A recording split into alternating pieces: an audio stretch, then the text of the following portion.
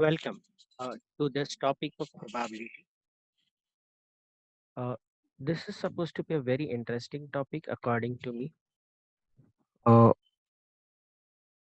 Today, what we are going to do is we are going to understand some basic definitions which are involved in probability, which leads us to probability.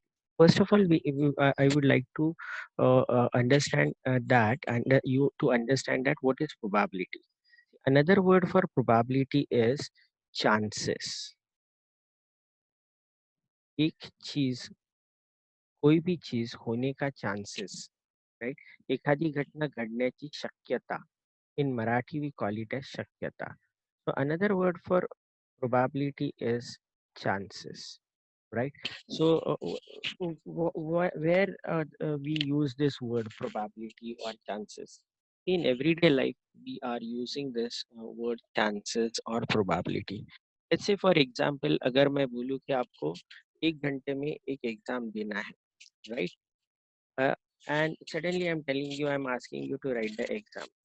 You don't know in advance. It's a surprise test for you, but I'm giving you 1 hour. So what you are going to do is you are not in a position to complete the revision of that complete topic.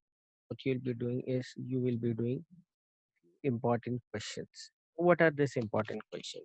According to you, teacher ने जो classroom में important बोला है वही आपके लिए important question है. You'll be trying to revise those questions. So what is important questions over here is actually they are not important, because अगर syllabus में कोई part है तो सब कुछ important है. There is nothing called as important and not important. What you are actually doing is ये question आने का chances कितना है इसका calculation आप मन ही मन में करते हो, और जिसका chances ज्यादा है वो आप revise करते हो, right? Definitely अब तक आप कभी calculation किए नहीं थे. ये चैप्टर है हम जो इस बार करने वाले हैं, उसमें कैलकुलेशन सीखने वाले हैं, प्रोबेबिलिटी कैसे कैलकुलेट किया जाता है. नाउ प्रोबेबिलिटी के डेफिनेशन पे आने से पहले हमको कुछ और डेफिनेशन समझ के लेना जरूरी है. तो उसमें सबसे पहला डेफिनेशन आता है experiment. Okay, what is experiment? Experiment is a process या ऑपरेशन हम कहते हैं जिसमें वेल डिफाइंड आउटकम्स और रिजल्ट अवेलेबल है. वेल डिफाइंड आउटकम्स और रिजल्ट मतलब आप एक चीज करने वाले हो तो आपको पहले से मालूम है कि क्या क्या पॉसिबल रिजल्ट्स हो सकते हैं. That is experiment. उसके बाद जो इम्पोर्टेंट डेफिनेशन अपने लिए है that is random experiment, because probability तभी निकाली जाती है जब एक्सपेरिमेंट रैंडम एक्सपेरिमेंट हो. If it is not random there is no sense of finding probability. Okay. So what is a random experiment? जहाँ पे आपको सारे possible outcomes या possible results are known to you.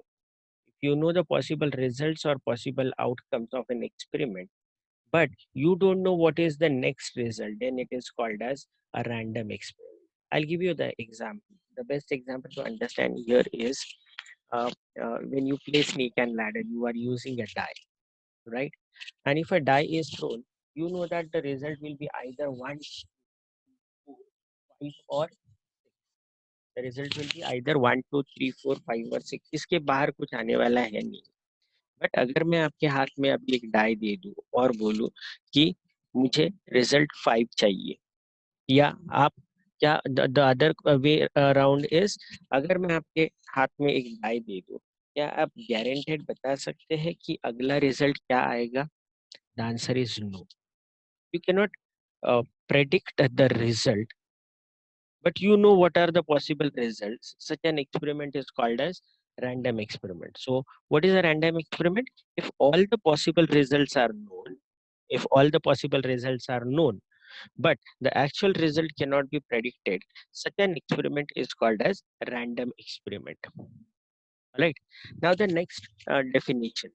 हम लोगों को सिर्फ आज डेफिनेशन समझ के ले रहे पूरा, मतलब हम लोग कुछ खाना बना रहे हैं तो खाना बनाने के पहले उसके इंग्रेडिएंट्स समझ के ले रहे हैं. So the same thing we are doing over here. Okay, so what is the outcome?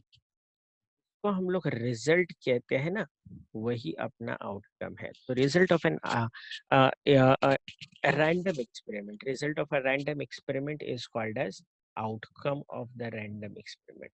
तो मैंने अभी जो बोला था 1 2 3 4 5 6, यही अपना आउटकम है, पॉसिबिलिटीज आउटकम है, राइट। नाउ अपने को द नेक्स्ट डेफिनेशन विच अपने को धीरे धीरे लेके जा रहा है प्रोबेबिलिटी की तरफ, वो नेक्स्ट डेफिनेशन है sample. So what is a sample space? Sample space is the set of collection of all the possible outcomes. Sample space is the set of collection of all the possible outcomes. तो जितने भी outcomes possible है उसका collection मतलब sample space, which is denoted by capital S or it is denoted by omega. This is a Greek letter which is called as omega. जैसे अपना ABCD English letter है, वैसे ग्रीक लेटर है, उसमें से ये लेटर है ओमेगा, राइट। एंड जो एलिमेंट्स उसमें है, if you count, see it consists of the elements, that means the outcomes. So total number of elements is denoted by n of s, right? That is number of, it is called as number of sample points, number of sample points in samples। जो element है उसको sample points भी कहा जाता है। यहाँ पे n small है और s कैपिटल है, n ऑफ s कहते हैं, which is the number of sample points. Sample points क्या होते हैं? सैंपल पॉइंट्स मतलब एलिमेंट्स होते हैं। Elements and sample points is one and the same, number of elements in sample space या number of sample points in sample space, right? This is the way it is understood. Let's take few examples to understand what is actually samples। और ये examples आपको दो चीजों के लिए मैं बता रहा हूँ। There are two reasons why I'm telling you the examples. Number one, understand what is sample space. And number two, to understand a few examples, right.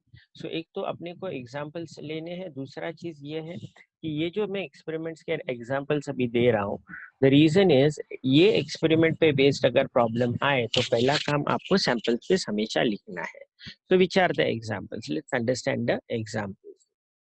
Number one, if a coin is tossed, if a coin is tossed, what will be the sample space? Sample space will be h comma t। मतलब एक coin अगर toss कर रहे हैं तो उस पे या तो हेड आएगा या तो टेल आएगा, right. So how many elements are there? Elements are n of s is equal to, right। Now the second case, if two coins are tossed, if two coins are tossed, that is a coin is tossed two times। See, in the problems, they may say if two coins are tossed, or they may say a coin is tossed two times or twice। तो फर्क क्या है दोनों में? तो basically कोई फर्क नहीं है। द सिंपल थिंग इज, मेरे पास एक कॉइन था तो मैंने दो बार टॉस किया, आपके पास दो कॉइन है तो आपने एक बार टॉस किए। तो अल्टीमेटली रिजल्ट कौन सा आने वाला है? दो कॉइन्स का आने वाला है। तो इसमें सैंपल स्पेस में क्या क्या पॉइंट्स आएंगे? H H. ये एच एच का मतलब है पहले कॉइन पे हेड और दूसरे कॉइन पे हेड, या फिर आपको मिल सकता है H T. We are looking for all the possible outcomes. Then T H and then T T. T H मतलब पहले कॉइन पे टेल और दूसरे कॉइन पे हेड, एंड टी टी मतलब दोनों कॉइन पे टेल आया। So we are looking for all the possible outcomes and the result is 4। Similarly, if three coins are tossed, तो यहाँ पे भी if three coins are tossed आ सकता है, या फिर a coin is tossed three times। दोनों का मतलब एक ही है, कोई चेंज नहीं है। Now look at how I am writing the sample space. Now the way I am writing this is very important because आपको यहाँ पे रट्टा नहीं मारना है कुछ, आपको सिर्फ मैं इस तरीके से लिखता हूँ उसी तरीके से आपको भी लिखना है। तो मैंने देखो ये सैंपल स्पेस दो लाइन पे बनाया है, राइट। पहले लाइन पे एच एच एच एच 4 बार लिखा, दूसरे लाइन पे टी टी टी टी 4 बार लिखा। अब मैं लिखूंगा एच एच टी टी, फिर H H, right? And for the last coin, H, T, H, H, T, H and T. So कैसे लिखा जाता है? देखो ये 8 पॉइंट्स मिल गए अपने को, 8 पॉइंट्स एक्सपेक्टेड थे। फंडामेंटल प्रिंसिपल अभी हम लोग ने किया नहीं है, आपको नहीं है सिलेबस में अभी फिलहाल, तो इसलिए नहीं किया है। बट यहाँ पे फंडामेंटल प्रिंसिपल के अनुसार, क्योंकि 3 कॉइन है और हर एक कॉइन के 2 रिजल्ट्स होते हैं, सो 2 इंटू 2 इंटू 2 टोटल 8 रिजल्ट्स हो गए यहाँ, राइट। नाउ देखो कैसे लिखा है, पहले पहले कॉइन का रिजल्ट कैसे लिखा है, इसी यहाँ पे एच एच टी का मतलब क्या है, पहले कॉइन पे हेड, दूसरे कॉइन पे हेड और तीसरे कॉइन पे टेल। अगर मैं इसको देखूं एच टी एच, तो मतलब क्या है, पहले कॉइन पे हेड, दूसरे कॉइन पे टेल और तीसरे कॉइन पे हेड, राइट। सो अंडरस्टैंड, ये पहला वाला जो है फर्स्ट कॉइन है, दूसरा वाला जो है सेकेंड कॉइन है, तीसरा वाला थर्ड कॉइन। तो पहले कॉइन को कैसे मैंने अरेंज किया, 4 बार एच 4 बार टी, दूसरे कॉइन के लिए 2h2t 2h2t एंड तीसरे कॉइन के लिए H T H T H T H T किया मैंने, right. Then the next example is if a die is thrown, right? If a die is thrown, what will happen?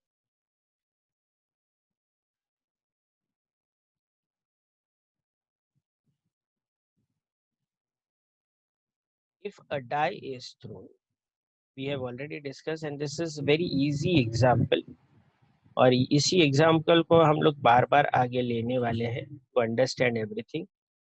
We have 6 results, 1 2 3 4 5 and 6, 6 results are possible and ns is equal to 6। ये हो गया next example, that is number 4।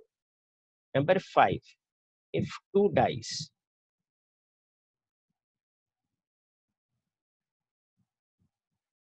are thrown, ठीक है। Fundamental principle मैंने वापस repeat करता हूँ, fundamental principle अभी सिलेबस में है नहीं, बट फंडामेंटल प्रिंसिपल के अकॉर्डिंग अगर एक डाई के 6 पॉइंट्स है तो 2 डाई के मिलके अपने 6 इंटू 6 36 पॉइंट्स हो जाएंगे। कैसे लिखेंगे, देखो पहले कॉइन पे, पहले डाई पे 1, दूसरे डाई पे 1, पहले डाई पे 1, दूसरे डाई पे 2, फिर first 1 and 3, then 1 4 1 5 1 6, this is one line. So other possibilities are 2 1 2 2 2 3 2 4 2 5 2 6. Like this we are going to write all the possibilities. So these are all the possibilities, right? And यहाँ पे ns, that is the number of sample points in sample space, कितना आ रहा है, 36 आ रहा है। The last example before we move ahead is if a coin and a die is thrown. Coin and a die, coin के 2 points होते हैं, die के 6 points, 2 into 6 12 points आने वाले हैं, right. So even if you don't know fundamental principle, that is quite okay, don't worry about it. Die is thrown,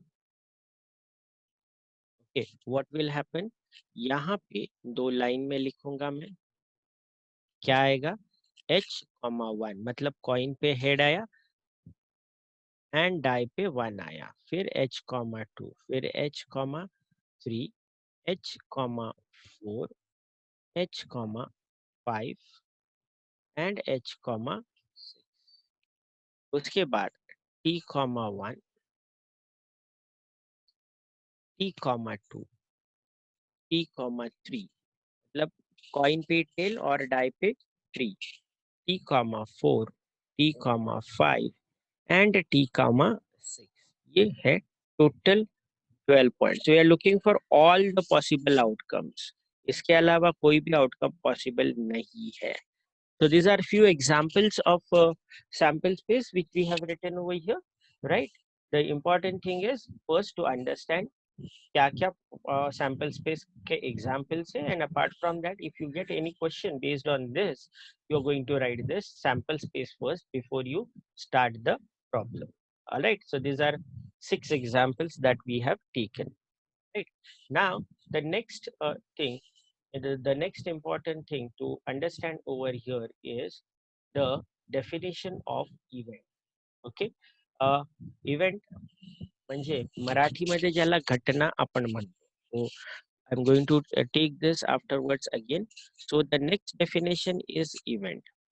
Okay, simple definition of event is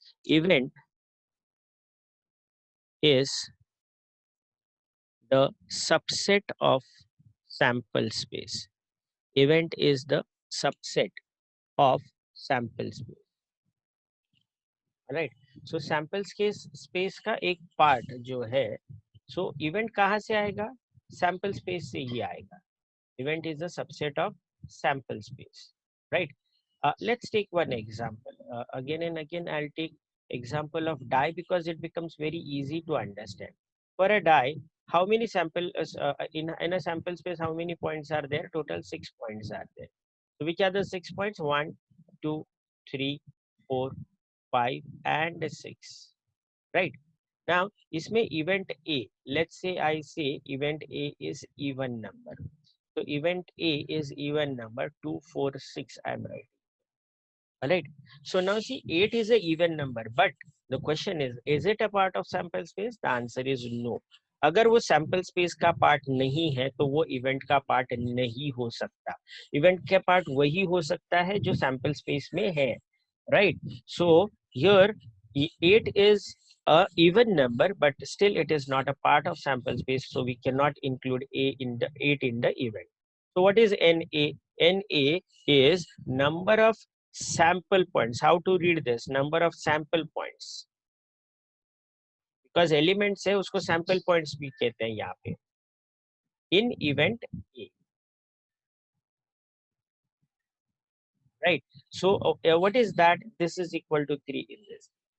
Now, another thing to understand here is event is denoted by any capital letter from A to Z, of course, except S, because S we used to denote sample space. Okay. अब इसमें एक और चीज आती है, वो है favourable outcome. Outcome पहले हम लोग ने देखा था. आउटकम क्या है? The result of random experiment is outcome. Result को ही आउटकम बोलते हैं. तो फेवरेबल आउटकम क्या है? An outcome that belongs to the specified event. An outcome that belongs to the specified event. जैसे यहाँ पे 2, 4 और 6 है, that belongs to the specified event. Event क्या था? It's an even number, is called a favorable outcome. Right? So event जो है, event is the subset of sample space. It is always denoted by any capital letter from A to Z, of course, except S, because S we use it for samples. All right. And now after this, let us understand before again. अभी तक हम लोग probability में पहुंचे नहीं है. Before we move on to probability, let us understand few types of events. Types of events. तो जो पहला टाइप जो है ना, first type. First type is simple event और एलिमेंट्री इवेंट.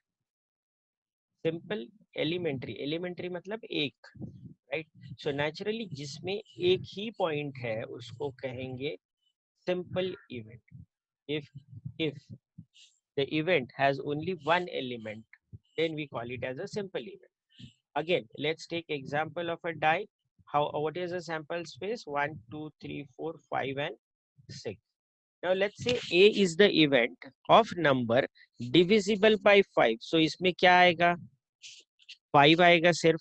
और Na क्या होगा? Na is equal to 1. How many points are there? Only 1 point is there. Right? First type of event is simple event or elementary event. All right. Now, a simple event or elementary event is something that event that has only one outcome or one result. Okay. Now, The next one is certain और sure event. Certain कहते हैं या फिर उसको sure event कहते हैं. So what is certain or sure event?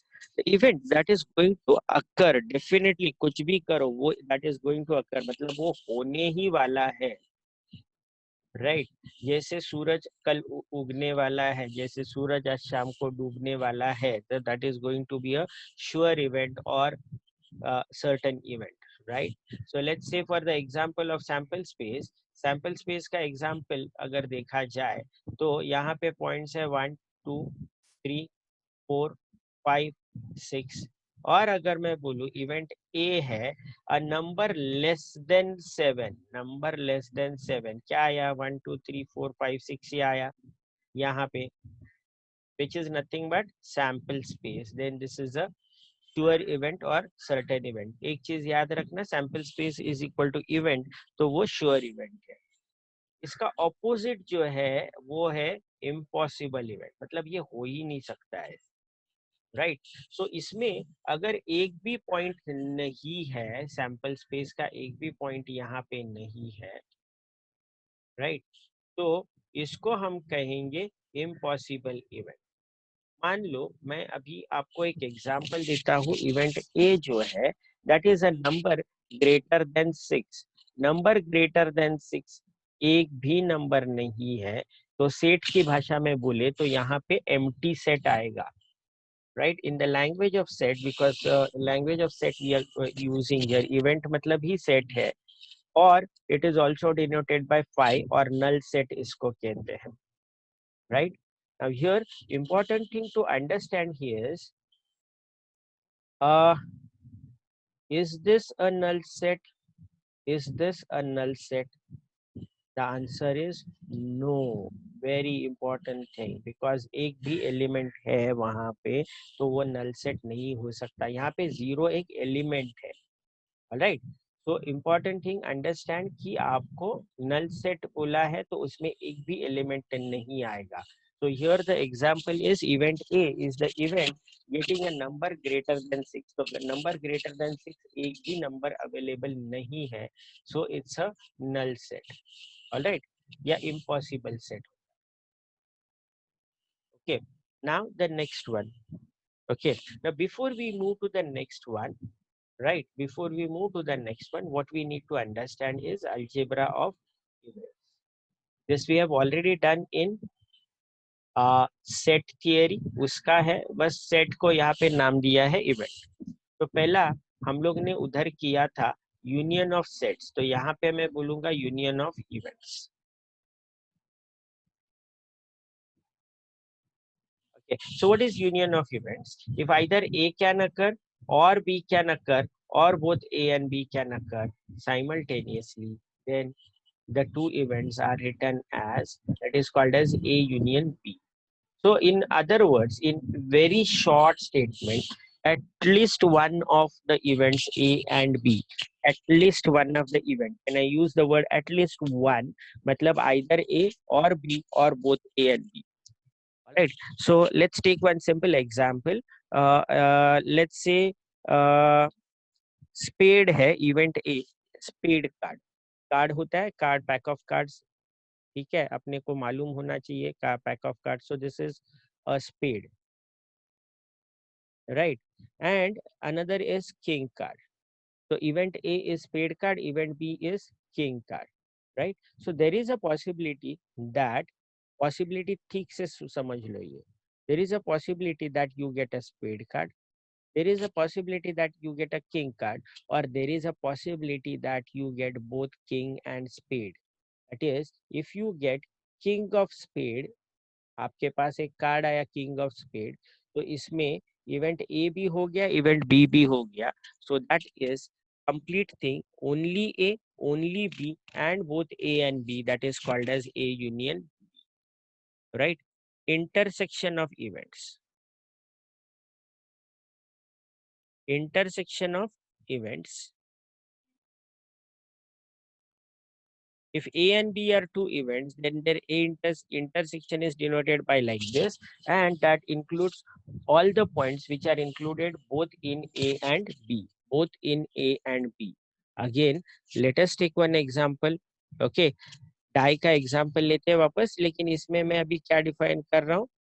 ए है 1 3 5, मतलब मैंने ए को क्या डिफाइन किया है, ऑड नंबर है. ए में कौन सा पॉइंट है, ऑड नंबर है, राइट. और बी इवेंट है जिसमें 3 and 6 है.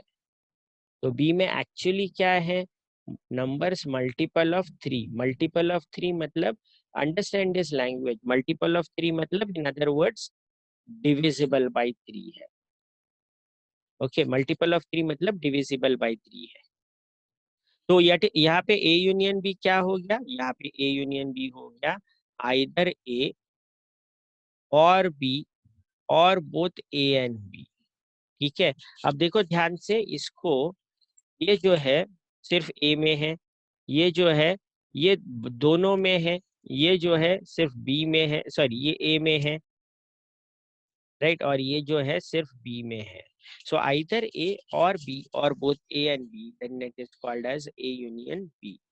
Whereas what is A intersection B? It is very clear. Both A and B, मतलब दोनों में जो है कॉमन क्या है, दोनों में एक ही एलिमेंट है, that is 3. Then A intersection B is 3. I hope you have understood union of events and intersection of events. Alright. So coming back, अभी हमको क्या सीखना है यहाँ पे हम हमारे लिए इम्पोर्टेंट चीज क्या है. हम लोग ने पहले 3 टाइप के इवेंट समझ के लिए थे, right? The fourth type of event that we are going to understand now is exhaustive events. Okay, so what is exhaustive events? So if A and B are two events of a sample space, I repeat, if A and B are two events of a sample space such that A union B is a sample space. A union B निकालोगे तो sample space मिल रहा है. Such a event is called as, such events are called as exhaustive events. Again, as usual, let's take example of a die. अगर मैं यहाँ पे बोलूँ event A है 1 2 3 4, alright, and that means number less than 5 बोला. and event B मैं बोलूँ 3 4 5 6, right. तो यहाँ पे A यूनियन B अगर मैंने लिया तो यहाँ पे क्या है, नंबर लेस देन 5. यहाँ पे क्या है, नंबर ग्रेटर देन 2. ओके, तो A यूनियन B अगर ले रहा हूं मैं तो क्या हो जाएगा, 1 2 3 4 5 एंड 6. क्या मिला अपने को वापस, एक सैंपल स्पेस मिला जो डाई का सैंपल स्पेस है, right. Then the next event to be understood is mutually exclusive events. Mutually exclusive events.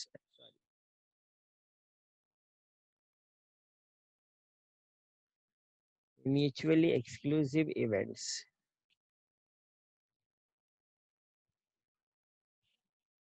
These are also called as disjoint events. Mutually exclusive events are also called as disjoint events. Okay.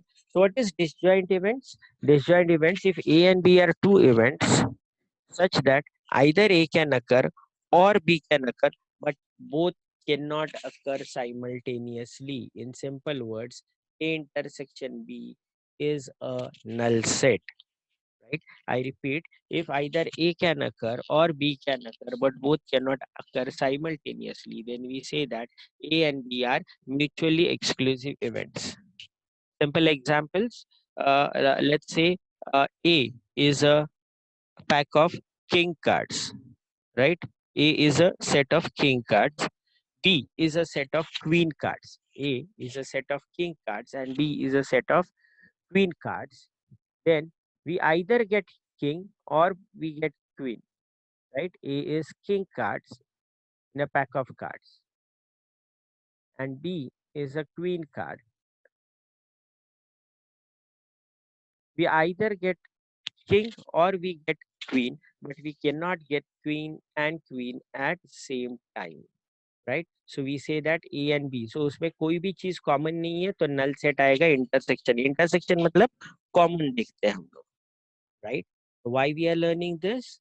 Because we need to understand what are complementary events, right?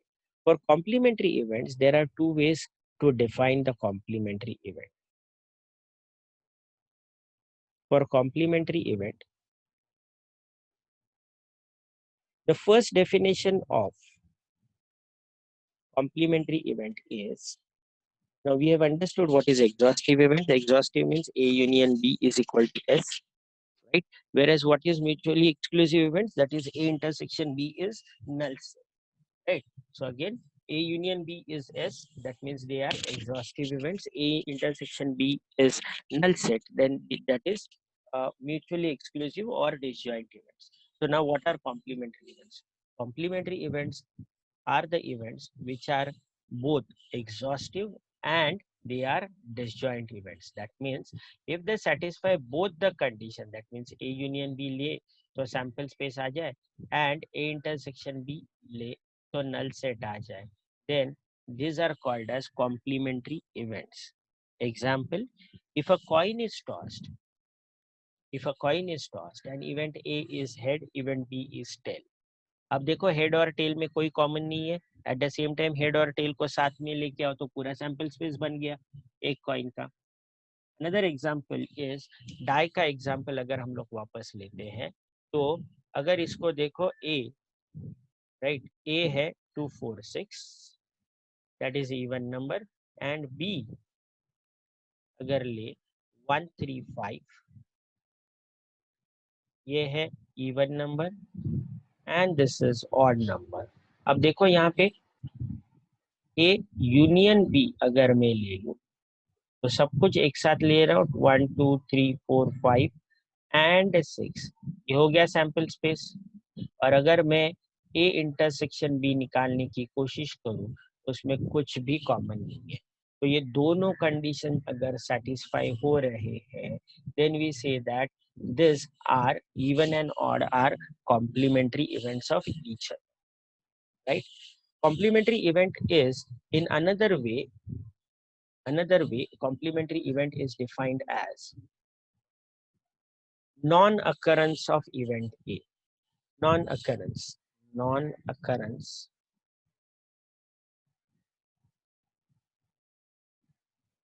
of event A. In other words, इसको ऐसे भी कहा जाता है not A. मतलब A को छोड़ के जो भी बचा है ना सैंपल स्पेस में, वो है अपना कॉम्प्लीमेंट्री, राइट? एक चीज मैं पहले बोलना भूल गया था. What is sample space? जो हम लोग सेट थियरी में जिसको यूनिवर्सल सेट कहते हैं, वही यहाँ पे सैंपल स्पेस. तो मान लो ये अपना सैंपल स्पेस है, राइट, जिसको हम लोग वहाँ पे यूनिवर्सल सेट कहते हैं.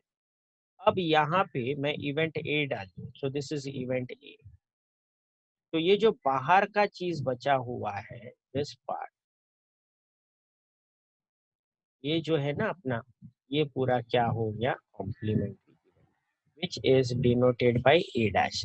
सो ए डैश से डिनोट करते हैं, या कभी कभी ए और ऊपर सी लिखते हैं, या कभी कभी ए बार से भी डिनोट करते हैं कॉम्प्लीमेंट्री. ठीक है, यहाँ पे ऊपर वाले डेफिनेशन में B is the complementary event of A and A is the complementary event of B. तो generally complementary event in simple words not A, राइट? लेट्स से फॉर एग्जांपल अभी क्लास में हमारे 50 students are attending the class, right? Out of which I say that 35 are boys. So event A is the set of boys. तो boys के set में event A में कितने points आएंगे? 35 आएंगे.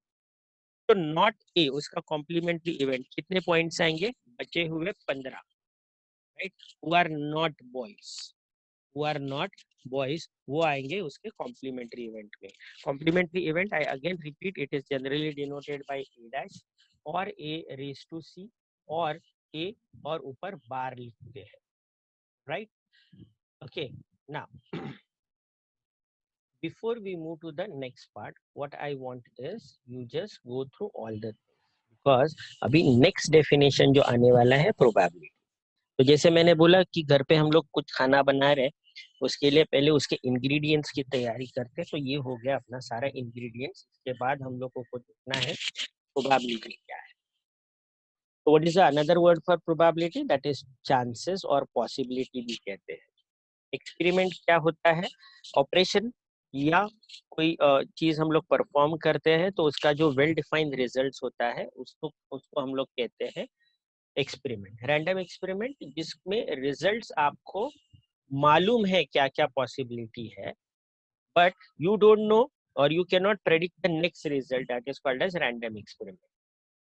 What is outcome? रिजल्ट को हम लोग आउटकम कहते हैं। What is a sample space? Sample space is the set of collection of all the possible outcomes। मतलब वो रैंडम एक्सपेरिमेंट में जितने भी पॉसिबल रिजल्ट्स है उनका कलेक्शन, मतलब sample space, which is generally denoted by capital S और omega. उसमें कुछ एलिमेंट्स होते हैं, तो नंबर ऑफ एलिमेंट्स, मतलब वो एलिमेंट्स को दूसरा नाम है सैंपल पॉइंट्स। तो number of sample points in sample space is denoted by n of S. N small है, एस कैपिटल। यहाँ पे हम लोग ने कुछ एग्जांपल्स ले लिए सैंपल स्पेस के। ऑलराइट, सैंपल स्पेस के कुछ एग्जांपल्स ले लिए हमने। ओके, उसमें 1 कॉइन का एग्जांपल, 2 कॉइन का एग्जांपल, 3 कॉइन का स्पेशली कैसे लिखने को बोला है, पहले 4 बार एच लिखना, फिर नीचे के लाइन में 4 बार टी, फिर 2H 2T, फिर 2H 2T, right, and then HT total 8 points हो जाएंगे। फिर हमने देखा एक डाई का एग्जाम्पल, 6 पॉइंट्स है, 2 डाई का एग्जाम्पल, 36 पॉइंट्स, हर एक लाइन पे 6 पॉइंट्स लिखेंगे। यहाँ पे याद रखना, अगर मैं 3,4 बोल रहा हूँ तो पहले डाई पे इसका मतलब 3 आया था और दूसरे डाई पे 4 आया था। फिर हमने लास्ट एग्जाम्पल लिया कॉइन एंड डाई, इस टोटल 12 पॉइंट्स आते हैं। The next definition is about event. Event is the subset of sample space which is denoted by any capital letter from A to Z. Right? So I've taken one example. यहाँ पे A का coordinate हम लोग ने A लिया था 1 2 3 4 5 6, और sorry sample space लिया था 1 2 3 4 5 6, और उसमें इवेंट ए में पॉइंट्स हम लोग ने कंसीडर किए थे 2 4 6, दैट इज इवन नंबर। तो नंबर ऑफ सैंपल पॉइंट्स कितना लिखा वहां पे इन event A, that is 3। Favourable outcome मतलब जो इवेंट के फेवर में जाता है आउटकम, मैं अगर एक्चुअली परफॉर्म करूँ, ए में मेरा 2 4 6 है, मैं अभी एक्चुअली डाई थ्रो किया और मुझे 2 आया, तो that is called as favourable outcome, right. Types of events, पहला टाइप सिंपल और एलिमेंट्री, जिसमें सिर्फ एक ही पॉइंट होता है, उसको सिंपल इवेंट कहते हैं। नेचुरली कंपाउंड इवेंट नाम का भी एक इवेंट है जिसमें एक से ज्यादा इवेंट सैंपल पॉइंट्स है, जिसमें एक से ज्यादा सैंपल पॉइंट्स है, उसको हम लोग कंपाउंड इवेंट कहते हैं। फिर सर्टन और श्योर, जो होने ही वाला है उसको सर्टन और श्योर बोलते हैं, जो कभी नहीं होगा उसको हम लोग इम्पॉसिबल इवेंट कहते हैं। फिर नेक्स्ट टाइप ऑफ इवेंट्स देखने से पहले हमको समझ के लेना है algebra of event. So what is algebra of event, what is A union B? The definition और the complete definition of A union B is either A or B or both A and B, whereas intersection of events is both A and B. You must have seen this definitions in sets, union of sets and intersection of sets, जिसको हम लोग वहां पे sets कहते थे, यहाँ पे हम लोग events कहते हैं, इतना ही फर्क है। फिर मैंने एग्जाम्पल लिया है अगेन डाई का, odd number 135 and multiple of 3 3 6, तो उसका ए यूनियन भी आ जाएगा 1 3 5 6, वेर एज ए इंटरसेक्शन भी आ जाएगा, एक ही पॉइंट है 3। फिर हम लोग ने यही समझ के लेने के बाद हम लोग ने और दो डेफिनेशंस देखे हैं types of events, that is exhaustive events. मतलब अगर ए यूनियन भी अगर सैंपल स्पेस है तो हम लोग उसको एग्जॉस्टिव इवेंट्स कहेंगे, और अगर ए इंटरसेक्शन भी नल सेट है, मतलब एक भी पॉइंट नहीं है, तो हम लोग उसको डिसजॉइंट इवेंट्स या म्यूचुअली एक्सक्लूसिव इवेंट्स कहेंगे। एग्जॉस्टिव इवेंट्स का एग्जांपल हमने लिया था number less than 5, number greater than 2, तो अगर दोनों को मिलाया जाए तो अपने को वापस सैंपल स्पेस मिल रहे हैं। वेरएज म्यूचुअली एक्सक्लूसिव इवेंट्स, अगर मैंने कार्ड का एग्जांपल लिया, ए है किंग कार्ड एंड बी है क्वीन कार्ड, दोनों में कुछ भी कॉमन नहीं है। अगर मैं ए इंटरसेक्शन बी, इंटरसेक्शन मतलब इन सिंपल वर्ड्स हम लोग कॉमन देखते हैं, तो कुछ भी कॉमन नहीं है, तो A intersection B is a null set, right. And the last definition that we studied is complementary event. Complementary event का दो डेफिनेशन है। पहला डेफिनेशन ऐसे है कि अगर A and B two events are there and we get A union B is sample space and A intersection B is a null set. In other words, if the events are both exhaustive and mutually exclusive, we say that the events are complementary events. That means A is a complementary event of B, or B is a complementary event of A. Another way to understand complementary event is, if A is the event, then non-occurrence of event A, that is not A, मतलब A छोड़ के जो भी sample space में बचेगा वो अपना complementary event है, which is generally denoted by A dash or A raised to C और A bar लिखते हैं. Right? Now the definition of probability जो अपना chapter है. Alright? Probability किसका निकालते हैं? Probability event का निकाल. Event मराठीत सांगायचं झालं, आता मी पूर्ण वाक्य करतो. So what I am going to say is probability of occurrence of event A. I repeat, probability of occurrence of event A. Probability of occurrence of event A म्हणजेच मराठीमध्ये एखादी घटना, इव्हेंट म्हणजे घटना घडण्याची शक्यता म्हणजेच प्रोबॅबिलिटी ही काढण्याचा आपण प्रयत्न करतोय. We are trying to find out the probability. तो प्रोबेबिलिटी ऑफ अकरेंस, कुछ भी चीज है वो होने के चांसेस कितने हैं वो निकालने की कोशिश कर रहे हैं. So if A is any event, then its probability is denoted by P of A. P capital, A तो event है तो capital ही होने वाला है, right? So probability is denoted by P of A, right? Probability of occurrence of event A is denoted by P of A. And it is defined as ratio of, ratio है मैंने इसलिए division, ratio का मतलब क्या है? Division. Ratio of number of sample points in event A to the number of sample points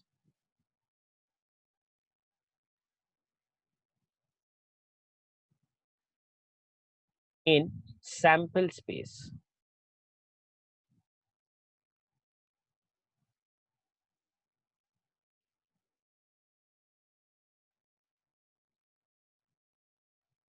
In sample space.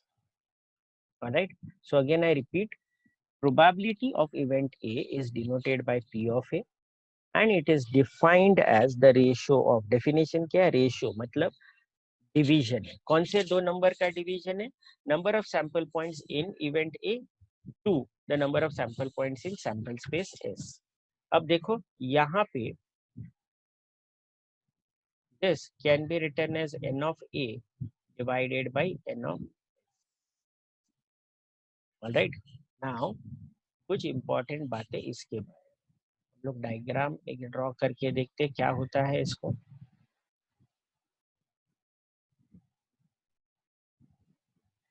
मान लो ये अपना सैंपल स्पेस है जिसमें n नंबर ऑफ पॉइंट्स है. टोटल पॉइंट्स कितने हैं? n. इसमें एक इवेंट है जिसमें m number of sample points है. तो अगर इस हिसाब से देखा जाए तो यहाँ पे क्या आएगा? m अपॉन n आएगा. Alright, now I am going to prove some important results for us. यहाँ पे रिजल्ट्स. आई होप आपको प्रोबेबिलिटी का डेफिनेशन समझ में आ गया. प्रोबेबिलिटी का डेफिनेशन क्या है? It is the ratio of number of sample points in event A to the number of sample points in sample space S, which is Na upon Ns, which is equal to m upon n. Alright, now अगर S में n points है और A में m points है तो listen very carefully. यहाँ पे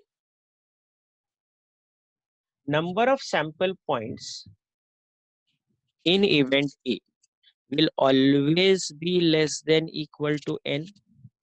Also it will be greater than equal to c. ठीक है, हम लोग एक सिंपल एग्जांपल लेते हैं अगर ये समझना है. अपना क्लासरूम है, यहाँ पे 50 स्टूडेंट्स है. जो मैंने थोड़ी देर पहले एग्जांपल लिया था वही रिपीट करता हूँ. ठीक है, और बॉयज है कुछ. ठीक है, तो नंबर ऑफ बॉयज अपना m है और क्लासरूम में टोटल स्टूडेंट्स जो 50 है वो है अपना n. अब ये नंबर ऑफ बॉयज मान लो मुझे मालूम नहीं है, मुझे इतना मालूम है कि क्लासरूम में 50 students are there, that means n। ये n का वैल्यू कितना हो गया यहाँ पे, ये जो n है यहाँ का वैल्यू हो गया 50। अब नंबर ऑफ बॉयज जो है, क्या वो 50 से ज्यादा हो सकते हैं? Answer is no. सर वो बाहर खड़े कुछ बॉयज बाहर भी वेट कर रहे हैं, that is not the part of our sample space. अपने सैंपल स्पेस मतलब क्या है? अपना क्लासरूम है। तो वहां पे कितने बॉयज है वही मुझे काउंट करने हैं। नीचे रास्ते से कौन बॉयज जा रहे हैं, that is not my concern, because मैं आपको पढ़ा रहा हूँ तो ये मेरा सैंपल स्पेस है। तो जो number of boys in the sample space will be always less than equal to n होगा। मतलब वो n के आगे नहीं जाएगा, एट द मोस्ट वो इक्वल टू n होगा। नाउ ये पार्ट समझ के लेते हैं। नंबर ऑफ बॉयज मैं काउंट कर रहा हूँ इन द क्लास। m मतलब क्या है? m मतलब number of boys in the classroom. क्या वो कभी निगेटिव हो सकता है? The answer is no. हो सकता है पूरा बॉयज का बैच नहीं है, राइट? एक भी बैच बॉयज में, एक बैच में एक भी बॉयज नहीं है, तो क्या हो सकता है? m का वैल्यू 0 हो सकता है, पर क्या वो निगेटिव हो सकता है? The answer is no, and hence m always lie, m always lie between 0 and n। ठीक है, तो 0/n अभी मैं कर रहा हूँ, इसका मतलब मैं सबको n से डिवाइड कर रहा हूँ, n/n। ठीक है, तो 0/n क्या हो गया? 0 हो गया। m/n क्या है? ऊपर pa है, राइट? और n/n क्या हो गया? 1 हो गया। Alright, now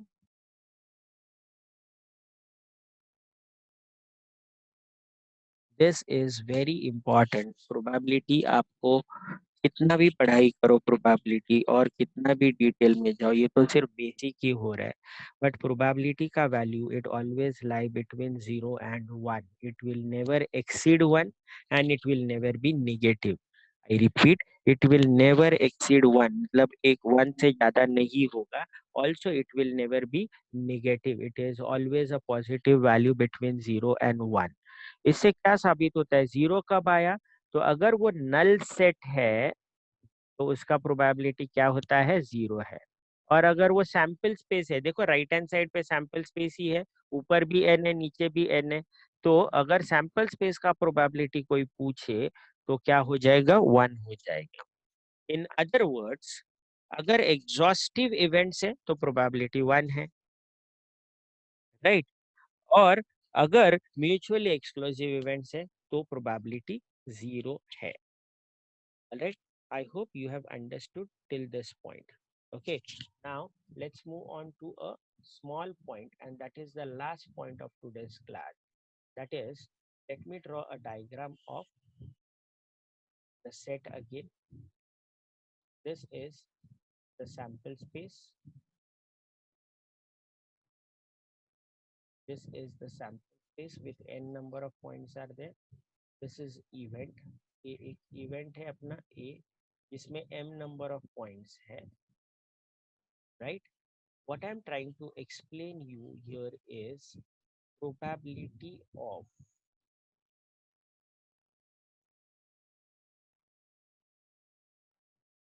complementary event. Probability of complementary event.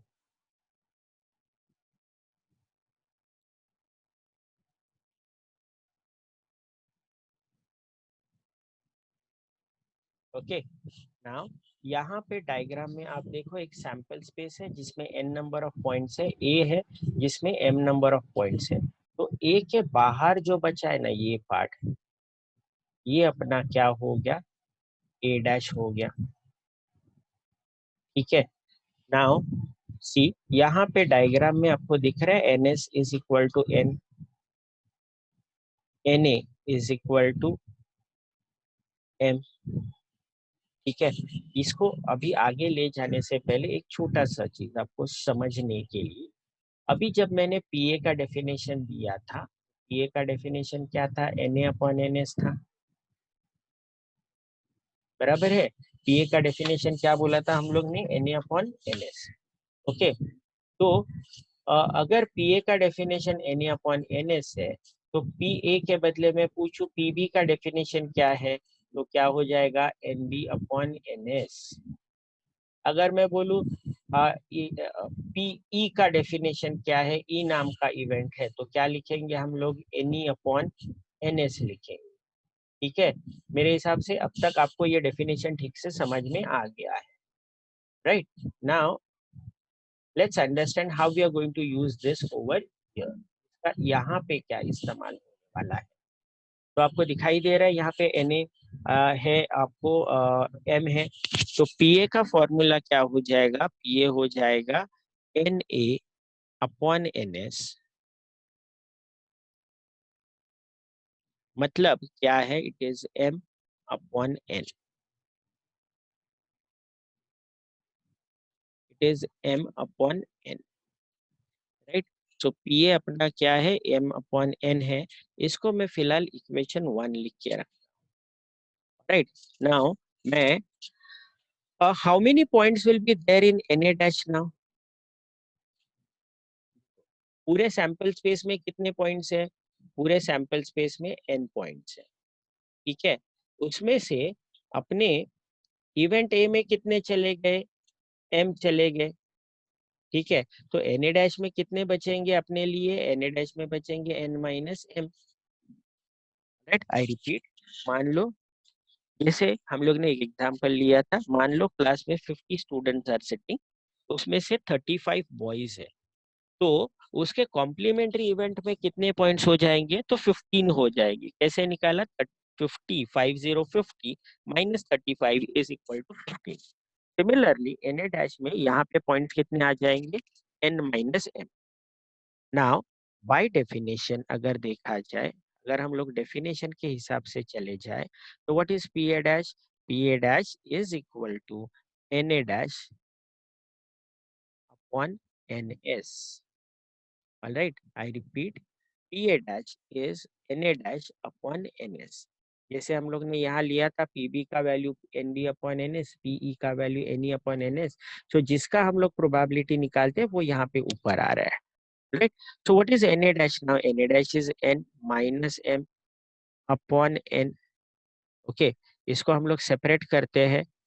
इसको अगर सेपरेट किया जाए तो what is Pa dash? Pa dash is n upon n minus m upon n. So what is Pa dash? Pa dash is n upon n is 1 and m upon n is Pa. So Pa dash, that is probability of complementary event, is 1 minus Pa। इसको ऐसे भी लिखा जा सकता है कि देखो अभी Pa लेफ्ट हैंड साइड में लेके आओ, इसको कुछ और नहीं करना है, बस यही डेफिनेशन जो हम लोग ने प्रूव किया, यही थियरम जो हम लोग ने प्रूव किया, उसी में देखो ऊपर Pa को लेफ्ट हैंड साइड में लेके आओ, वो प्लस हो गया। Pa डैश को राइट हैंड साइड में लेके आओ, वो माइनस हो गया। तो Pa can be written as 1 minus Pa dash, या फिर ऐसे भी लिखा जाता है इसको, Pa डैश को लेफ्ट हैंड साइड में लेके आओ, प्लस हो गया, is equal to 1। Pa plus Pa dash is equal to 1. So whichever way it is required while solving the problem, you have three options. One is Pa dash is 1 minus Pa. The other one is Pa is equal to 1 minus Pa dash. And the third one is Pa plus Pa dash is equal to 1. So this is the probability of complementary event. That is the last part of today's class. I'm ending the class over here. I hope you have understood this. Uh, See you in the next class of probability. Thank you.